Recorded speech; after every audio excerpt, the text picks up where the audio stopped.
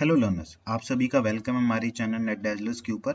आज हमारे teaching aptitude series का पार्ट 9 है, जिसके अंदर हम जून 2019 अटेम्प्ट के मॉर्निंग एंड इवनिंग शिफ्ट दोनों के क्वेश्चंस को हम डिस्कस करेंगे। और ये पार्ट बहुत ज़्यादा इंपॉर्टेंट है बिकॉज जो भी अपकमिंग हमारा अटेम्प्ट आने वाला है जून 2020 का, उसके लिए हमारे पास ये प्रेपरेशन हो जाती है लास्ट के 2 अटेम्प्ट्स में कैसे कैसे क्वेश्चन पूछेंगे और किस किस टाइप के क्वेश्चन पूछेंगे। तो इस पार्ट को बहुत अच्छे तरीके से सुनिएगा। अगर आप चैनल की वीडियो को फर्स्ट टाइम देख रहे हैं, चैनल को सब्सक्राइब कर लीजिएगा, बेल आइकन को प्रेस कर लीजिएगा ताकि आपको हर एक नोटिफिकेशन टाइमली मिलती रहे। राइट, अब देखिए हम अपने फर्स्ट क्वेश्चन को डिस्कस करते हैं कि फर्स्ट क्वेश्चन के अंदर हमें which of the following is an example of highest order of cognitive learning outcome. ऐसे क्वेश्चन बहुत टाइप के आते हैं जिसमें हाईएस्ट ऑर्डर ऑफ टीचिंग पूछा जाता है, हाईएस्ट ऑर्डर ऑफ थिंकिंग पूछा जाता है। अब देखिए फर्स्ट क्या है, learning of facts and their sequence. इसका मतलब क्या है कि हम फैक्ट्स को क्या कर रहे हैं, याद कर रहे हैं, डेट्स को याद कर रहे हैं, मेमोराइजेशन ऑफ फैक्ट्स। ये कौन से लेवल के अंदर होता है, पेडागोगिकल अप्रोच के अंदर, जिसमें हम रोट लर्निंग के ऊपर फोकस किया जाता है। बट यहाँ पे पूछा गया क्वेश्चन के अंदर हाईएस्ट ऑर्डर। राइट, देन क्या आ गया, learning rules and their action sequence. इसका मतलब क्या होता है कि हम रोल को समझ रहे हैं और उसके एक्शंस क्या हैं उसको हम समझने की कोशिश कर रहे हैं। राइट, जिसको हम कॉज एंड इफेक्ट भी कहते हैं। देन आ गया हमारे पास learning of awareness and valuing. ये सेम ही ऑप्शन सेकंड की तरह, जिसको हम अंडरस्टैंडिंग लेवल ऑफ टीचिंग भी बोल देते हैं और एंड्रागोगिकल अप्रोच भी बोल देते हैं। राइट, बट थर्ड को अगर आप देखेंगे, learning of concepts and abstraction. इस ऑप्शन को समझने के लिए पहले हम एक मैक्सिमम ऑफ टीचिंग का एक प्रिंसिपल है जिसको बोला जाता है रियलिटी टू अब्स्ट्रैक्ट। मतलब कि पहले एक लर्नर होता है, वो रियलिटी को पहले समझेगा, तब जाके वो ऐसी चीज के बारे में सोच पाएगा जो अभी तक दुनिया में नहीं है, जिसको हम अब्स्ट्रैक्ट कह देते हैं, जिसको हम इमेजिनेशन कह देते हैं, जिसको हम दुनियावी भी कह देते हैं। कि मतलब उस चीज का अभी तक इजाद नहीं हुआ है, वो चीज अभी तक दुनिया में नहीं बनी है, पर उसके बारे में सोचा जा सकता है। तो ये कौन से लेवल की थिंकिंग होगी, highest order of cognitive learning. Because पहले हमें कंसेप्ट पता होगा, कंसेप्ट के बाद हम वापस बाहर जाके बता सकते हैं कि इमेजिनेशन भी कुछ हो सकती है। तो हाईएस्ट ऑर्डर ऑफ थिंकिंग कौन सा हो गया हमारा, थर्ड। राइट, फर्स्ट क्वेश्चन का आंसर हो गया थर्ड। चलिए नेक्स्ट क्वेश्चन की तरफ चलते हैं। What are the elements of evaluation plan. कौन कौन से ऐसे एलिमेंट्स हैं जो हमारे इवैल्यूएशन पार्ट का प्लान का पार्ट है। राइट, फर्स्ट आ जाता है पर्पस। हमारे लिए पर्पस भी मैटर करता है इवैल्यूएशन के लिए, हम किस पर्पस के लिए इवैल्यूएशन करें। फॉर एग्जांपल अगर हम फॉर्मेटिव कर रहे हैं तो उसका पर्पस क्या है कि हम ऑनगोइंग जो स्टडी चल रही है, ऑनगोइंग टीचिंग चल रही है, उसके लिए स्टूडेंट्स को फीडबैक दे पाए। रिसोर्सेज मतलब कि कौन कौन से रिसोर्सेज हम इवैल्यूएशन कर पाएंगे। फॉर एग्जांपल किससे हमने इवैल्यूएशन करनी है, फॉर एग्जांपल हमने स्टूडेंट से इवैल्यूएशन करनी है, हमने टीचर की इवैल्यूएशन भी कर सकते हैं। अब कि उसके साथ साथ हम हाउस टर्म टेस्ट भी करा सकते हैं, हम मिड टर्म एग्जामिनेशन भी कर सकते हैं। कौन कौन से रिसोर्सेज हो सकते हैं जिसके थ्रू हम इवैल्यूएशन प्लान को डिवाइस कर सकते हैं। राइट, एंड सी आ गया एनालिसिस। एनालिसिस का मतलब क्या है कि जो हमारे पास रिजल्ट्स आए, वो हमारे पास रिकॉर्ड आए, उनको एनालाइज करना है। तो ये भी एक एलिमेंट है इवैल्यूएशन प्लान का। बट अगर हम अथॉरिटी की देखें, हमने इवैल्यूएशन के अंदर किसी को अथॉरिटी थोड़ी देनी है। राइट, तो इसमें से ऑप्शन कौन सा बनता है, ए, बी एंड सी। तो सेकंड क्वेश्चन का answer 4 is the last answer. चलिए नेक्स्ट चलते हैं। Which of the following is the key behavior contributing to the effective teaching? Right? कौन सा ऐसा बिहेवियर है जिसके कारण हमारी टीचिंग को और अच्छे तरीके से इफेक्टिव बनाया जा सकता है। राइट, अब देखिए फर्स्ट ऑप्शन क्या है, summarizing what was told by the student. जो स्टूडेंट ने बोला है उसको समराइज करना। राइट, देखिए ये ऑप्शन ऐसा नहीं हो सकता, ये बिल्कुल ऑप्शन सूटेबल नहीं है। बिकॉज इसके ऑपोजिट से एक ऑप्शन कौन सा होता है, summarizing what was told by a teacher. For example teacher ने एक क्लास के अंदर आधे घंटे के अंदर एक टॉपिक को क्लियर किया और उसको समराइज कैसे करते हैं 5 मिनट्स के अंदर। तो ऐसा एक ऑप्शन होना चाहिए जिसको ये इफेक्टिव टीचिंग बोला जाता है। राइट, पहले एक टीचर होता है, वो पहले 1 घंटे टॉपिक समझाता है, फिर उसको समराइज करता है 4 और 5 मिनट के अंदर। राइट, पहला ऑप्शन नहीं हो सकता। देन क्या आ गया, encouraging student to elaborate on an answer. Right, अब ये वाला ऑप्शन भी नहीं हो सकता बिकॉज स्टूडेंट्स को इलेबोरेट करने के लिए हम एक कंड्यूसिव एनवायरनमेंट कहते हैं। ऐसा ऑप्शन वहां पे सूटेबल है जहां पे बोला जाए कि कौन से ऐसे ऑप्शन की वजह से क्लास के अंदर एक कंडक्टिव एनवायरनमेंट बनेगा, एक अच्छा एनवायरनमेंट बनेगा। राइट, तो ये सेकंड ऑप्शन उसके लिए सूटेबल रहेगा। Use direct and indirect questioning. Right, ये टीचिंग मेथड्स के अंदर आ जाएगा। बट लास्ट क्या है, explaining concepts in a logical step by step presentation. For example, अगर आप एक टॉपिक को समझा रहे हो, पहले आप एडिशन समझाओगे, फिर आप सब्सट्रैक्शन समझाओगे, फिर आप मल्टीप्लिकेशन समझाओगे, फिर जाके आप डिवीजन समझाओगे, राइट। तो स्टेप बाय स्टेप अगर आप किसी चीज को समझाओगे तब जाके आपकी एक इफेक्टिव टीचिंग की प्रैक्टिस हो पाएगी, राइट। अगर आपने सीधा ही 4 स्टेप को उठा लिया विदाउट एक्सप्लेनिंग फर्स्ट स्टेप, तो आपके लिए वो टीचिंग इफेक्टिव नहीं होगी। तो जो लर्नर होगा उनको समझ नहीं आएगा, तो आपकी जो टीचिंग है वो फेल हो जाएगी, राइट।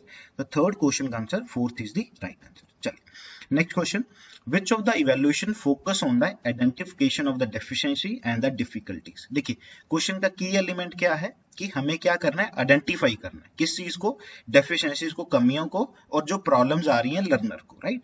तो हम आइडेंटिफाई किसके अंदर करते हैं, समेटिव का काम क्या होता है कि स्टूडेंट को आगे भेजना, राइट। फॉलोअप इवैल्यूएशन का मतलब क्या होता है कि जो करने के बाद, फॉर एग्जांपल इसको फॉर्मेटिव इवैल्यूएशन जो ऑनगोइंग फीडबैक होती है, राइट। बट डायग्नोस्टिक इवैल्यूएशन क्या होता है, जैसे आपको पता है कि डायग्नोस क्या होता है, किसी चीज को आइडेंटिफाई करना, किस चीज को, कमियों को, एंड जो डिफिकल्टीज आ रही हैं।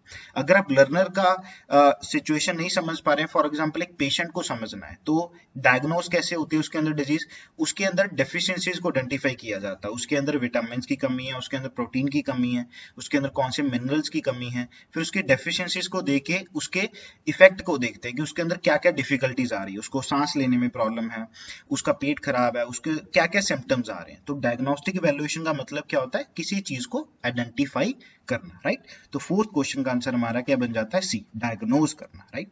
चलिए नेक्स्ट आ जाता है fifth question, Gyanvani launched by IGNOU Indira Gandhi National Open University to cover the education needs of India refers to, right. देखिए एक ज्ञानवाणी एक अच्छे तरीके से एक एफएम रेडियो चैनल है, ये बिल्कुल एक स्टैटिक नॉलेज है, इसमें समझने वाला कुछ नहीं है, बट आपको याद जरूर रखना है कि ज्ञानवाणी जो एक लॉन्च किया गया है, ये एक एफएम रेडियो नेटवर्क है जिसको किसने लॉन्च किया गया, इग्नो ने, राइट। बट यहाँ पे मूक्स नहीं हो सकता, मूक्स का मतलब होता है massive open online courses, right. अब देखिए सबसे पहले बात है, मूक्स कहाँ पे होता है, हमारी स्वयं, जिसके अंदर हमारे एमएचआरडी ने लॉन्च किया था कि आप अच्छे तरीके से ग्रेजुएशन एंड पोस्ट ग्रेजुएशन के ऑनलाइन कोर्सेज को आप लेके सर्टिफिकेशन ले सकते हैं, राइट। अगर आपके लिए एक टीवी चैनल आएगा तो टीवी चैनल क्या होगा वहां पे, स्वयं प्रभा, राइट, जिसके अंदर सारे एकेडमिक से लेके चैनल आते हैं जो 24/7 चलते रहते हैं, राइट। तो अगर आपके लिए टीवी चैनल पूछा जाए तो वहां पे स्वयं प्रभा है, राइट। बट आपने इस चीज को याद रखना, ज्ञानवाणी एजुकेशनल एफएम एक रेडियो नेटवर्क, राइट। चलिए नेक्स्ट क्वेश्चन आ जाता है, cone of experience related to teaching learning was suggested by. ये बिल्कुल एक स्टैटिक क्वेश्चन है कि किसने ये बनाया था, कौन ऑफ एक्सपीरियंस। इसको बनाने वाले कौन थे, डेल चेन कौन ऑफ एक्सपीरियंस। अब ये एक्चुअली कौन ऑफ एक्सपीरियंस क्या बताती है, इसको अच्छे तरीके से आप समझिएगा। देखिए डेल चेन कौन ऑफ एक्सपीरियंस बोला जाता है इसको। इसने समझाया क्या था, जो चीज हम पढ़ के सीखते हैं वो सबसे कम याद रहती है, means 10% of what they read. अगर हम किसी चीज को पढ़ते हैं, ये प्रैक्टिकली हमारे लिए पॉसिबल है, आपको खुद पता होगा कि जब हम पढ़ते हैं वो चीजें हम कम याद रहती हैं, बट लास्ट में क्या है, 90% of what they do. For example अगर हम किसी चीज को पढ़ते हैं वो कम याद रहती है, अगर वही चीज को हम किसी को समझाने लग जाते हैं तो हमारे लिए वो सारी लाइफ टाइम याद रहती है, राइट। तो यही चीज कहना चाहता है डेलकोन चेन ऑफ एक्सपीरियंस में, 10% हमें पढ़ के याद रहता है, 20% हम सुन के याद रखते हैं, 30% हम देख के याद रखते हैं, 50% हम सुन के और देख के याद रखते हैं, और 70% लिख के एंड बोल के याद रखते हैं। बट 90% सबसे ज्यादा एक्सपीरियंस हमें तब ज्यादा याद होता है जब हम चीज को खुद करते हैं, राइट। तो सिक्स क्वेश्चन का आंसर क्या होगा, एडगर डे, राइट।